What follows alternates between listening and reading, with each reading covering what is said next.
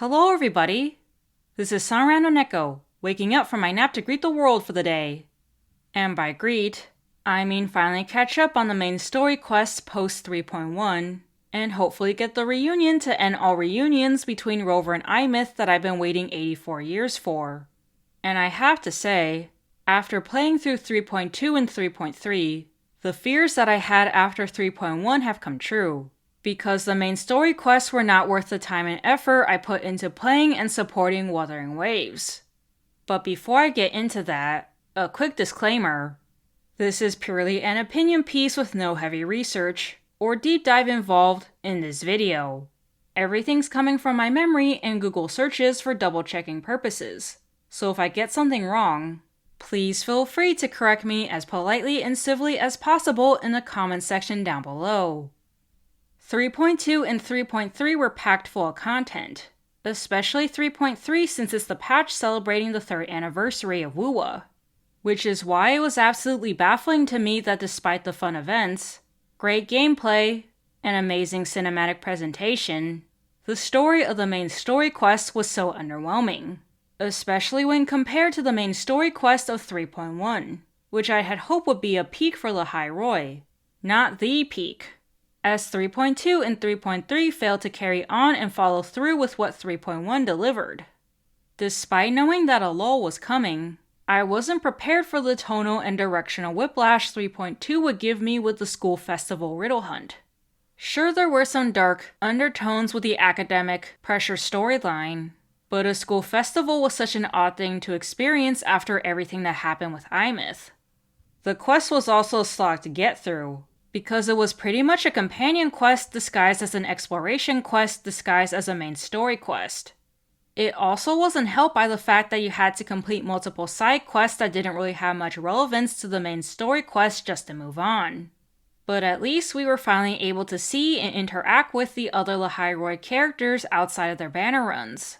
Though I wish the same could be said for Dania and Chisa, who were underutilized, and weren't even included in the Whispers Between Stars despite Dania's future importance and Chisa's already severely lacking screen time.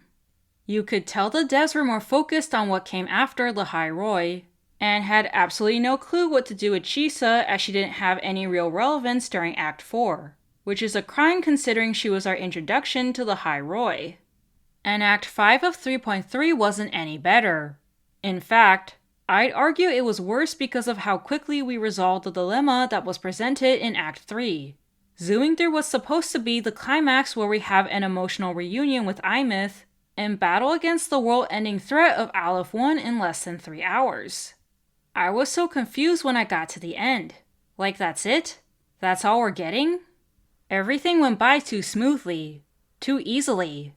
There was no real sense of urgency or tension or struggle, nor any fear that we were close to failing and dooming the whole world as a result.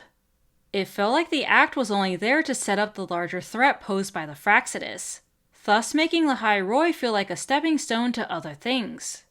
And this feeling isn't helped by how much the segues propped up Heiyuki and the Grand Architect's unknown scheme, instead of focusing on Dania and the threat of Aleph 1 and the Void Matter. While I'm glad Kuro finally decided on what exactly a segue is supposed to be, I don't like that they decided that segues will be glorified companion quests that are either somewhat or vaguely connected to the overarching plot. I wish Kuro would just bring back companion quests already, or actually make the character focus more relevant to the plot like what was done with Imyth in 3.1. Because as interesting as Heiyuki's story was, the extended focus on her was unnecessary considering we were in Lahai-Roi, not Ashinohara, and she ended up being not that relevant to the events of Lahai-Roi as opposed to Dania, who was robbed of the development she needed and deserved. Because I couldn't bring myself to give two hoots about what happened to her, due to how little we saw and interacted with her throughout the 2 patches she was in. And all of these problems stem from the inconsistent pacing and terrible plot progression that Kuro continues to not address. Ever since Septimont, it feels like each patch is just its own story, which is a completely fine method of storytelling, but only if it's done well and connects well with the overarching plot, which was absolutely not the case for 3.2 and 3.3, as the pacing and progression was abrupt awkward, and lacking a much needed development, especially in 3.3, which would have benefited from having an Act 6 instead of having everything wrap up as quickly as possible in Act 5, because there was so much missing that I wish was added to really make the story stand out. Like, I wish there was a gameplay sequence with Imith where she's struggling to keep her sense of self and fight against the void, so the moment where she finally escapes with the help of other lost voyagers would hit so much harder. I wish we actually saw the devastating effects of the void matter during the rune search. I wish Rover had another encounter with Aleph 1 before the giant robot fight, because the Threnodian was built up to be this world-ending threat, and yet we barely even saw any real consequences from said world-ending threat. I wish the Grand Architect wasn't the Overseer we dealt with in both patches, and they instead bowed out after presenting their game, and had Eris, the Overseer in the new Federation, take over. And I wish the devs thought about the overall progression of Lahai-Roi a little more, and changed the order of the story to the more logical progression of 3.0, 3.2, 3.1, and then 3.3. But I guess hindsight's 2020. Hopefully the devs will spend more time thinking about the overall progression of the main story quest in future regions going forward, because I honestly felt like I was in the Twilight Zone when Genshin Impact's 6.6 Archon quest was a million times better than Wuwa's 3.3 main story quest. In fact, Wuwa could stand to learn a thing or two from Genshin, cause despite how much Wuwa players love to rag on Genshin, you can't deny that Genshin has great overarching story quests and consistent plot progression that never forgets what's already been built. But all in all, I think I'm going to take a break from Wuwa because I can't bring myself to care about the story or characters anymore. The pacing and progression issues continue to persist. The main story quests are still too banner character focused, and each new banner character has to have some kind of tragic backstory or trauma, and it's honestly kind of tiring to deal with now.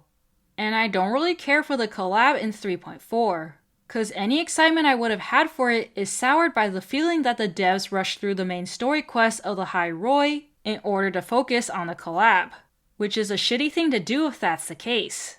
Cause as amazing as the collab looks, it's a side story, not the main story.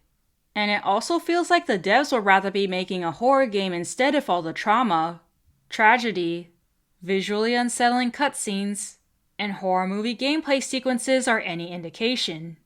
So yeah, I'm only gonna log in to farm and do dailies now, and if I have to play a quest to get stuff, I'll just spam the skip button like there's no tomorrow, until a quest comes along that I'll actually want to pay attention to.